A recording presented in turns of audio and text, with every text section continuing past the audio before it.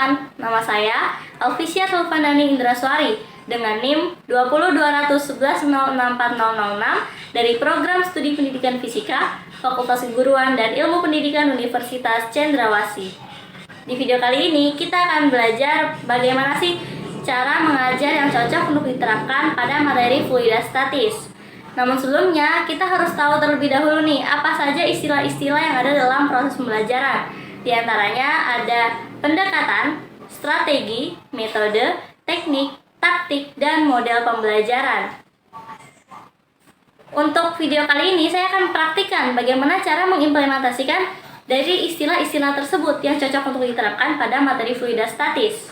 Nah, untuk pendekatan yang akan saya ambil di sini yaitu pendekatan student center dan scientific. Kemudian untuk strategi yang akan saya gunakan di sini yaitu discovery learning dan group learning. Kemudian untuk metode yang akan saya gunakan di sini saya akan kombinasikan beberapa metode, di antaranya yaitu metode ceramah, demonstrasi, eksperimen, dan diskusi.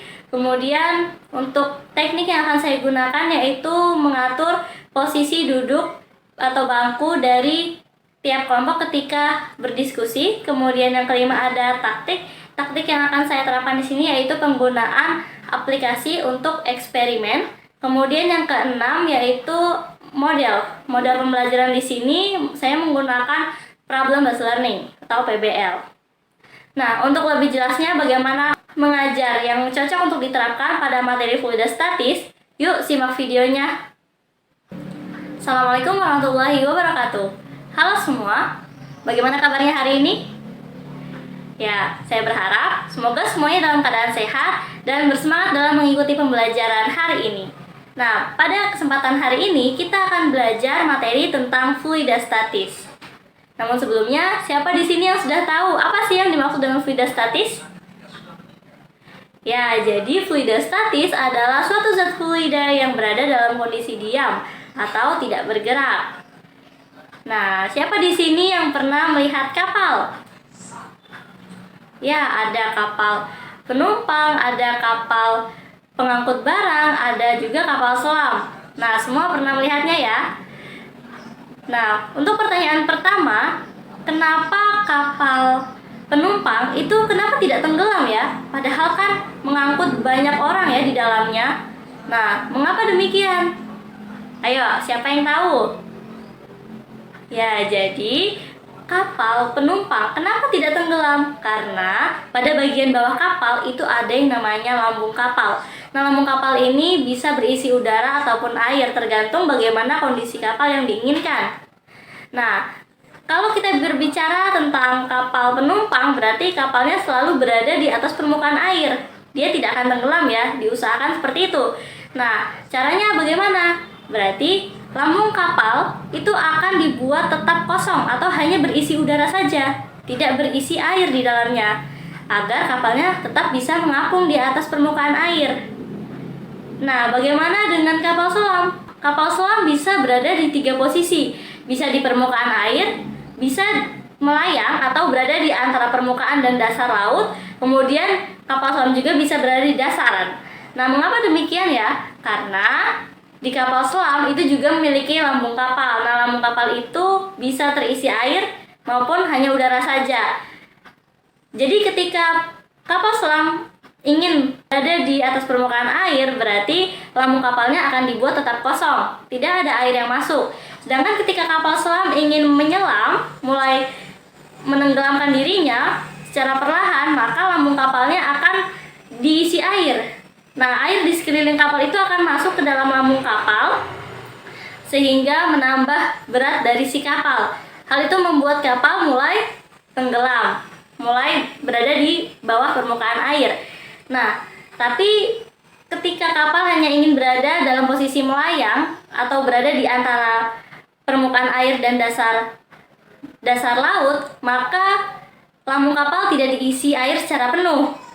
Tapi ketika kapal selam ingin berada di dasar laut, maka lambung kapalnya akan diisi penuh oleh air. Nah, begitupun sebaliknya ketika kapal selam dari dasar laut ingin berada kembali di atas permukaan air lagi, maka air yang ada di lambung kapal itu sedikit demi sedikit akan dikeluarkan, akan dikurangi, sehingga ada rongga udara yang mulai terisi, sehingga ketika airnya sudah mulai habis yang ada di dalam lambung kapal, maka kapal akan kembali di atas permukaan air. Nah, itu adalah penerapan dari hukum Archimedes yang ada di materi fluidostatis. Nah, sekarang kita akan melakukan eksperimen menggunakan aplikasi PET. Nanti akan saya tampilkan, nanti silahkan diperhatikan ya. Nah, di sini bisa kita lihat di sebelah kanan atas, itu ada grid. Kalau kita centang, nah muncul ada 0 meter, 1 meter, sampai 3 meter. Kemudian ada ruler, ada penggaris. Jadi kalau kita mau mengukur secara teliti, kita bisa lihat menggunakan penggaris. Kemudian di sebelah kiri itu ada beban, ada 500 kg, ada 250 dan 250. Sekarang pertama kita hitung dulu berapa jarak antara permukaan air dengan permukaan tanah. Di sini ada air yang di sebelah kanan dan kiri. Kita ukur yang di sebelah kiri. Ya, di sini kita posisikan penggarisnya. Nah, kalau kita lihat permukaan air dengan permukaan tanah itu kedalaman permukaan airnya sejauh 0,7 meter ya. Sedangkan di sebelah kanan kedalaman permukaan airnya terhadap permukaan tanah itu 0,7 meter juga, jadi sama. Selanjutnya kita akan masukkan beban di permukaan air sebelah kiri. Kita masukkan yang 500 kg. Nah, di sini kita lihat apa yang terjadi pada air yang di sebelah kanan. Nah, ternyata airnya itu naik, sehingga airnya itu menuju ke permukaan tanah. Bisa kita lihat di sini kalau kita ukur, ternyata yang awalnya tadi 0,7 meter menjadi 0,6 meter kedalaman permukaan air terhadap permukaan tanahnya. Sedangkan kalau kita tambahkan lagi bebannya di sebelah kiri, kita tambahkan semua, oke, jadi 1 ton ya. 500 kilo ditambah 250 kg tambah 250 kg, hasilnya totalnya 1 ton. Ternyata di sini permukaan airnya semakin naik lagi, mencapai 0,5 meter. Mencapai 0,5 meter. Jadi semakin besar tekanan yang diberikan pada permukaan air di sebelah kiri, maka tekanan pada air di sebelah kanan pun semakin besar juga.